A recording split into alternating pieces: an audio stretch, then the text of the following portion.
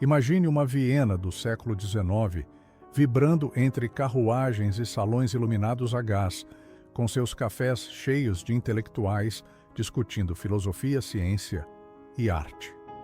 É nesse cenário que nasce, em 6 de maio de 1856, Sigmund Shlomo Freud, que mais tarde simplificaria seu nome para Sigmund Freud.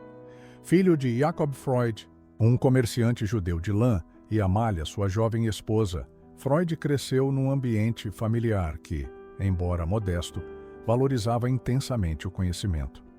Desde muito cedo, Sigmund se destacou pela inteligência afiada.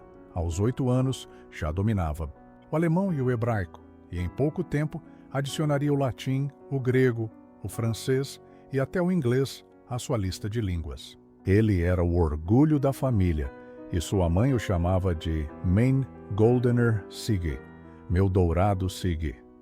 Era o tipo de criança que lia Shakespeare antes da adolescência e discutia filosofia com adultos como se já tivesse vivido 2 vidas. Mas não foi um caminho fácil. Ser judeu na Europa do século XIX significava enfrentar preconceitos, portas fechadas e oportunidades limitadas. Mesmo assim, Freud seguiu com uma tenacidade incomum. Aos 17 anos, entrou para a Universidade de Viena, inicialmente pensando em estudar direito, mas logo se apaixonou pela medicina, mais especificamente pelo cérebro humano. Naquela época, a medicina estava apenas engatinhando no entendimento do funcionamento da mente.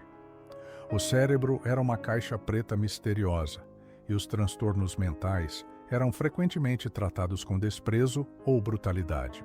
Freud, no entanto, queria mais. Ele queria entender por que as pessoas fazem o que fazem, por que sofrem, por que têm impulsos que não conseguem controlar.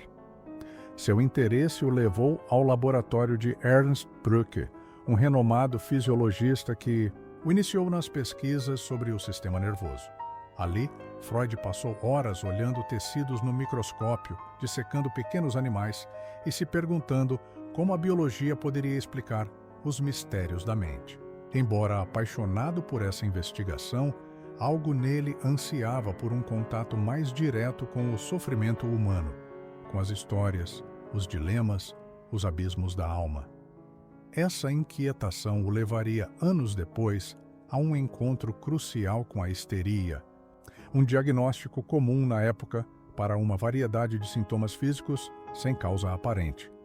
E foi ao tentar compreender essa condição que Freud começaria a trilhar o caminho da psicanálise, ainda sem saber que estava prestes a revolucionar não só a medicina, mas a forma como o ser humano compreende a si mesmo. Já formado médico, Freud decidiu aprofundar seus estudos em neurologia e foi enviado a Paris, onde teve contato com um dos maiores nomes da medicina da época, Jean-Martin Charcot. Charcot era uma figura fascinante. Ele fazia demonstrações públicas no Hospital da Salpêtrière, hipnotizando pacientes histéricas diante de plateias formadas por estudantes, médicos e curiosos. Era quase um teatro, mas o que se revelava ali ia muito além do espetáculo. Pela primeira vez, Freud via que os sintomas físicos, paralisias, convulsões, cegueiras súbitas, podiam ter origem psíquica. Charcot dizia: "Le hystérique sofre de reminiscences, o histérico sofre de lembranças." E essa frase ficou martelando na mente de Freud como um enigma esperando para ser decifrado. Ele voltou a Viena carregando mais que anotações e livros. Levava a semente de uma revolução. E se as doenças mentais não fossem apenas defeitos do corpo, mas dramas da alma, histórias mal contadas, traumas não digeridos? Foi então que conheceu Joseph Breuer, um médico respeitado que o introduziu ao famoso caso de Anna O., uma jovem com sintomas histéricos que pareciam melhorar quando ela falava sobre suas experiências traumáticas. Eles chamaram isso de cura pela fala. Anna O. não apenas falava, ela desabava, inventava palavras, associava ideias, chorava, gritava e depois disso sentia alívio. Algo novo estava acontecendo. Falar, simplesmente falar, parecia ter um poder terapêutico imenso. Freud ficou obcecado por esse fenômeno. Começou a observar seus próprios pacientes com olhos diferentes. Escutava com atenção, não apenas os sintomas, mas os silêncios, os lapsos, os sonhos. Descobriu que muitas vezes as pessoas diziam uma coisa e queriam dizer outra, que o inconsciente, uma parte escondida da mente, parecia ter vida própria, manipulando comportamentos, sabotando planos, revelando verdades no momento errado. Mas as ideias de Freud começaram a gerar desconforto. Dizer que os sintomas físicos poderiam ser causados por desejos reprimidos era, no mínimo, escandaloso. Mais ainda, sugerir que muitos desses desejos eram de natureza sexual parecia ultrapassar todos os limites da ciência e da moral da época. A comunidade médica o ridicularizou. Muitos colegas o abandonaram. Ele estava cada vez mais sozinho, mas também cada vez mais convicto de que havia algo ali, algo profundo, perigoso e transformador. Essa foi a época em que Freud começou a construir, tijolo por tijolo, o edifício da psicanálise, não como um cientista neutro de jaleco branco, mas como um explorador das sombras humanas, um arqueólogo do inconsciente. E essa jornada, solitária e audaciosa, o levaria a descobrir um mundo escondido dentro de cada um de nós. Um mundo onde os desejos, traumas e medos dançam atrás da cortina da consciência. Na virada do século XIX para o XX, Freud já era uma figura inquieta e provocadora. Isolado da comunidade científica tradicional, ele começou a escrever, não para agradar os colegas, mas para deixar um rastro claro de sua própria busca. Em 1900, publica aquela que seria uma de suas obras mais ousadas e inovadoras, A Interpretação dos Sonhos. Nela, ele faz uma afirmação tão simples quanto explosiva. Os sonhos são realizações disfarçadas de desejos inconscientes. Freud propõe que, durante o sono, a censura da mente consciente afrouxa e o inconsciente aproveita para se expressar, mas não diretamente. Os sonhos falam por símbolos, metáforas, distorções. Ele descreve o que chamou de trabalho do sonho, um processo pelo qual desejos reprimidos se disfarçam em narrativas oníricas para escapar da censura. Assim, sonhar com uma casa, uma escada ou até um chapéu poderia estar carregado de significados ocultos, geralmente ligados à sexualidade e à infância. Essa era uma ideia escandalosa. A sociedade europeia da época era altamente moralista, reprimida, obcecada por controle, e Freud estava dizendo que, por trás da fachada de civilidade, todos carregavam um vulcão de desejos proibidos, especialmente sexuais. Para ele, o inconsciente não era apenas um lugar escondido, mas uma força ativa, moldando comportamentos, sabotando relações e, mais importante, falando através de sintomas, sonhos, atos falhos e piadas. Foi também nesse período que Freud introduziu um conceito que mudaria para sempre a forma como nos entendemos: a sexualidade infantil. Para ele, a mente humana se desenvolve a partir de estágios psicossexuais: oral, anal, fálico, latência e genital. E conflitos mal resolvidos em cada fase podem deixar marcas profundas na vida adulta. Essa ideia foi recebida com indignação, até mesmo por seus aliados mais próximos. Falar de desejos sexuais na infância, isso era quase inaceitável. Mas Freud não recuava. Ele entendia que estava mexendo com estruturas antigas, com tabus sociais profundos e, embora criticado, zombado e rejeitado por muitos, continuava desenvolvendo sua teoria com vigor. Ao lado de suas análises clínicas, começou a formar um pequeno grupo de discípulos, homens e mulheres que viam na psicanálise uma nova forma de compreender o sofrimento humano. Entre eles estavam figuras importantes como Carl Gustav Jung, Alfred Adler, Wilhelm Steckel e Otto Rank. Juntos, formaram o que ficou conhecido como a Sociedade Psicológica das Quartas-Feiras, uma espécie de laboratório teórico em que Freud expunha suas ideias e recebia críticas. Era o embrião de um movimento que em pouco tempo se espalharia por toda a Europa. Enquanto a psicanálise ganhava corpo, Freud passava por crises pessoais intensas, morte do pai, doenças, sonhos angustiantes, mas tudo isso, longe de afastá-lo de sua teoria, servia como material vivo para reflexão.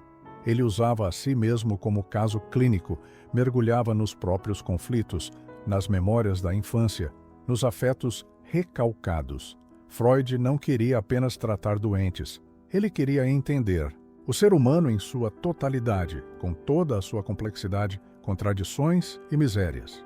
E quanto mais escavava o inconsciente, mais descobria que, por trás da lógica aparente da vida cotidiana, há um teatro subterrâneo de forças em conflito, desejos que lutam contra proibições, impulsos que esbarram em normas sociais, angústias que se disfarçam de razão. Era como se Freud tivesse acendido uma lanterna num porão que ninguém queria visitar. E essa luz, uma vez acesa, nunca mais se apagaria. À medida que as ideias de Freud se espalhavam, a psicanálise deixava de ser um exercício solitário para se tornar um movimento internacional. Viena tornava-se o centro de um novo saber, uma espécie de laboratório da alma. Freud, já com cabelos brancos e olhar atento, recebia discípulos de toda parte, homens e mulheres que queriam beber diretamente da fonte do pensamento que começava a mudar a forma como o mundo via o sofrimento humano. Entre esses nomes, 2 se destacaram inicialmente como herdeiros naturais do mestre, Alfred Adler e Carl Gustav Jung. Ambos tinham grande talento, carisma e inteligência. E ambos, em algum momento, romperam com Freud, não sem conflitos dolorosos. Adler foi o primeiro a se afastar. Ele discordava do papel central da sexualidade nas teorias freudianas e começou a desenvolver suas próprias ideias, centradas no conceito de sentimento de inferioridade e na busca de poder como motivação fundamental. Já Jung, que Freud chegou a considerar um filho espiritual, mergulhou em caminhos ainda mais distantes. Criou sua própria psicologia, baseada em arquétipos, inconsciente coletivo e uma visão mais espiritualizada da psique humana. As rupturas afetaram profundamente Freud. Ele via nelas não apenas divergências teóricas, mas verdadeiras deserções emocionais. Seu trabalho era pessoal demais para ser discutido friamente. Para ele, a psicanálise não era apenas um corpo teórico, mas uma extensão de sua própria experiência, quase como um diário íntimo convertido em ciência. Quando um discípulo o deixava, era como se uma parte sua fosse arrancada. Mesmo assim, Freud persistia. Continuou escrevendo incansavelmente, produzindo textos densos, provocadores, muitas vezes difíceis de digerir. Sua obra se expandia para além da clínica e da neurologia, invadindo a filosofia, a antropologia, a arte e até a política. Em Totem e Tabu, por exemplo, ele se aventura numa leitura psicanalítica das origens da sociedade, propondo que o sentimento de culpa que funda a cultura surge de um crime original, o assassinato do pai primevo por seus filhos, seguido de sua veneração. É nesse período que Freud também formula uma de suas teorias mais conhecidas, a do aparelho psíquico dividido entre o id, o ego e o superego. O id é o depósito de desejos brutos, impulsivos, inconscientes. O ego é o mediador, aquele que tenta conciliar os desejos com a realidade. E o superego é a instância moral, a voz interna das proibições, internalizada a partir da figura dos pais e da sociedade. Essa estrutura tripartida ajudou Freud a organizar suas ideias e ofereceu um modelo duradouro para entender o conflito psíquico. Com isso, Freud já não era mais apenas um médico de Viena, tornara-se uma figura cultural, um pensador global, reverenciado por uns, odiado por outros, mas ignorado por quase ninguém. Ele mesmo dizia que estava mexendo com os pilares da humanidade, que seus pensamentos eram explosivos. Afinal, quem quer saber que não controla totalmente a própria mente? Que boa parte do que fazemos é movida por impulsos inconscientes, por desejos recalcados, por lembranças que preferimos esquecer? Freud estava forjando uma nova forma de olhar para o ser humano, e esse olhar, ainda que incômodo, era profundamente libertador. Ao revelar que existe um subterrâneo em cada um de nós, ele não apenas abriu portas para o tratamento do sofrimento mental, ele abriu espelhos para que finalmente pudéssemos nos enxergar com mais verdade.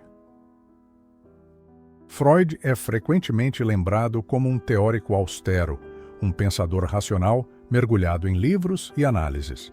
Mas por trás do mito, havia um homem profundamente humano, feito de amor, dor, medo, vícios e ternura. E conhecer esse lado de Freud é essencial para entender a força emocional que moveu toda a sua obra.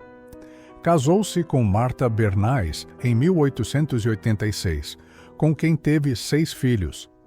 Apesar de sua figura pública frequentemente fria e intelectualizada, Freud era intensamente ligado à família. Escrevia cartas diárias para Martha durante o noivado, às vezes mais de uma por dia.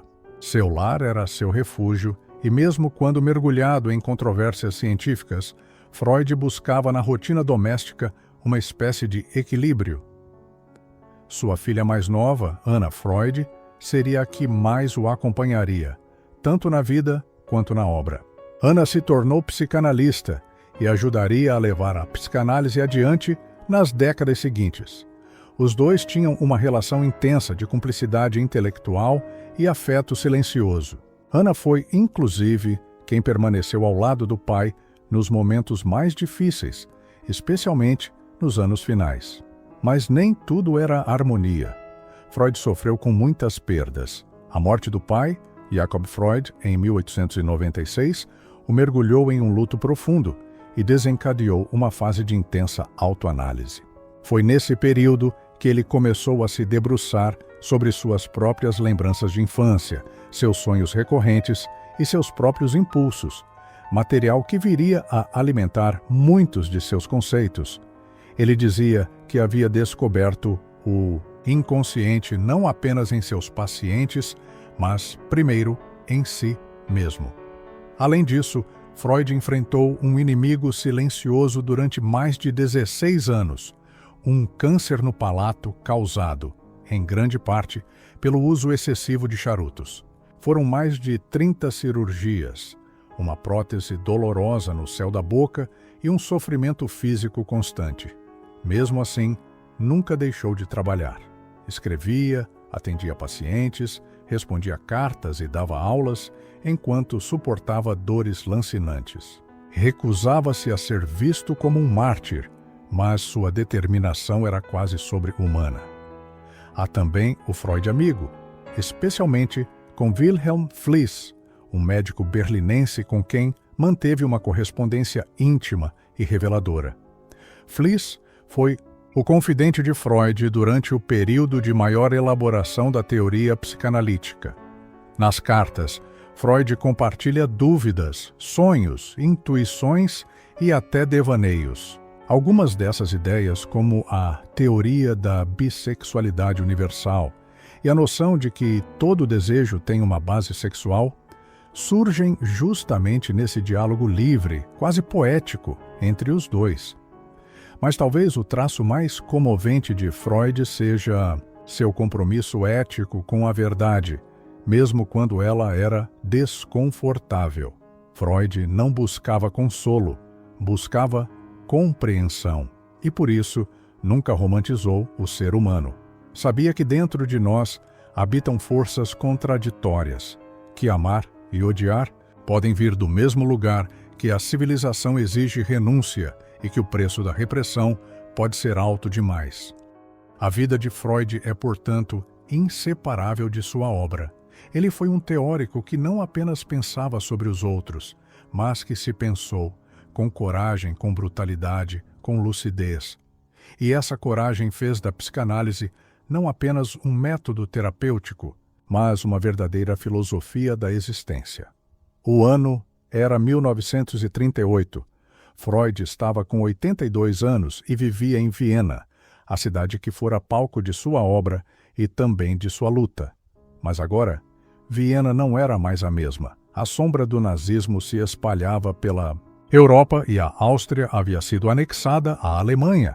Para Freud, que era judeu e figura proeminente do pensamento europeu, o perigo deixara de ser teórico. A Gestapo começou a prender intelectuais, queimar livros e pressionar famílias judias. A ameaça não era mais simbólica, era real, brutal, iminente. Foi então que a família Freud passou a ser perseguida. Uma de suas filhas foi interrogada, seus bens foram confiscados e a casa onde viveu por décadas passou a ser vigiada. Pressionado por amigos, colegas e discípulos, especialmente por Marie Bonaparte, uma psicanalista e princesa que interveio junto às autoridades, Freud finalmente cedeu e decidiu deixar a cidade que tanto amava. A saída de Viena não foi simples. Freud foi forçado a assinar um documento humilhante declarando que nunca havia sido maltratado pelas autoridades nazistas. Sempre irônico, ao fim do papel escreveu: "Posso recomendar vivamente a Gestapo." Um último gesto de sarcasmo, mas também de dignidade. Era como se dissesse: "Podem me fazer assinar o papel, mas não podem me tirar a voz." Com a ajuda de Bonaparte, da Sociedade Britânica de Psicanálise e de outros admiradores, Freud embarcou com sua esposa e filhos rumo a Londres. Chegava à Inglaterra debilitado fisicamente, mas com a mente ainda viva e atenta. Lá foi recebido com honras, mas também com melancolia. Estava exilado. Tinha deixado para trás sua biblioteca, seus amigos, sua cidade, seu mundo. Na nova casa, continuou recebendo visitas, escrevendo quando podia e acompanhando os rumos da psicanálise. Agora já espalhada pelos Estados Unidos, França, Inglaterra e outras partes do mundo. Seu consultório foi reconstruído exatamente como era em Viena, com o famoso divã coberto de tapetes persas e a sala repleta de estátuas antigas, reflexos de seu amor pela arqueologia e pela cultura clássica. Apesar do sofrimento, Freud manteve o senso de humor. Uma vez, ao ser cumprimentado como professor, respondeu: "Sou mais um conquistador da alma do que um mestre da mente." Essa era sua essência, um explorador do invisível, alguém que mergulhou onde poucos tiveram coragem de olhar. Mas a dor física já era insuportável. O câncer progredia e Freud pediu ao seu médico pessoal, e também amigo, que o ajudasse a morrer quando o sofrimento se tornasse intolerável. Em setembro de 1939, seu pedido foi atendido. Recebeu doses letais de morfina e morreu aos 83 anos em paz, no exílio. O mundo, nesse mesmo mês, mergulhava na Segunda Guerra Mundial. Freud partiu no momento em que o planeta desabava, mas sua obra ficava intacta, provocadora, incendiária. Com sua morte, encerrava-se uma era, mas nascia outra. A psicanálise não era mais um movimento local, e sim uma linguagem global. Freud transformara o modo como entendemos o amor, o sofrimento, os sonhos, os lapsos, as neuroses. Deixou um legado que atravessaria gerações e controvérsias. Freud morreu em 1989, mas sua influência continua pulsando no mundo contemporâneo. E talvez o mais impressionante seja perceber que, mesmo com todas as críticas, revisões e ataques à psicanálise ao longo das décadas, suas ideias continuam provocando, desafiando e inspirando. Freud não é só um nome da história, Ele é uma presença viva no modo como pensamos sobre nós mesmos. Afinal, quem nunca ouviu falar em inconsciente? Quem nunca soltou um ato falho? Quem nunca tentou interpretar um sonho? Ou se perguntou, se seus sentimentos escondem algo mais profundo do que parecem? Tudo isso, esse vocabulário, esse olhar suspeito sobre nossas motivações, vem de Freud. Ele nos ensinou que nem sempre somos senhores das nossas vontades, que há forças internas que nos guiam por caminhos que nem sempre escolhemos conscientemente. Mas seu legado não é simples. Muitos o acusaram de ver sexo em tudo, de ser excessivamente pessimista sobre a natureza humana, de construir teorias sem comprovação científica. Com o avanço das neurociências, do behaviorismo e da psicologia cognitiva, a psicanálise foi questionada como ciência. No entanto, mesmo entre críticos, é raro quem negue o valor cultural e simbólico da obra de Freud. Mais do que uma teoria clínica, a psicanálise se tornou uma ferramenta de leitura do mundo. Freud nos ofereceu lentes para entender o amor, o luto, o desejo, o ódio, a infância, a arte, a religião, os sonhos e até a política. Seu pensamento ecoa em escritores, cineastas, filósofos, artistas. Obras de cinema como O Bebê de Rosemary, Cisne Negro ou A Origem bebem diretamente de suas ideias. Livros, músicas, peças de teatro, tudo foi tocado por essa forma freudiana de olhar o ser humano como um campo de batalha entre impulsos e normas, desejos e culpas. Freud também nos deu coragem para encarar nossos próprios monstros. Ele nunca prometeu cura fácil, nem felicidade garantida. Pelo contrário, dizia que o melhor que a análise poderia oferecer era transformar um sofrimento neurótico em um sofrimento comum, algo que pudéssemos suportar com mais dignidade. Para ele, viver era, inevitavelmente, conviver com conflitos. E entender esses conflitos era o primeiro passo para crescer. Hoje, mais de um século depois da publicação de A Interpretação dos Sonhos, seguimos sonhando e buscando entender o que nossos sonhos querem nos dizer. Seguimos errando palavras, esquecendo nomes, rindo de piadas que revelam mais do que imaginamos. Seguimos tentando nos entender e muitas vezes falhando. Mas talvez Freud não quisesse nos dar respostas definitivas. Talvez o maior presente que ele nos deixou tenha sido a pergunta: por que você faz o que faz? Essa pergunta, tão simples e tão profunda, continua nos acompanhando. E enquanto ela ecoar dentro de nós, Freud seguirá vivo, não como um nome em livros de psicologia, mas como um sussurro incômodo e necessário em nossas consciências.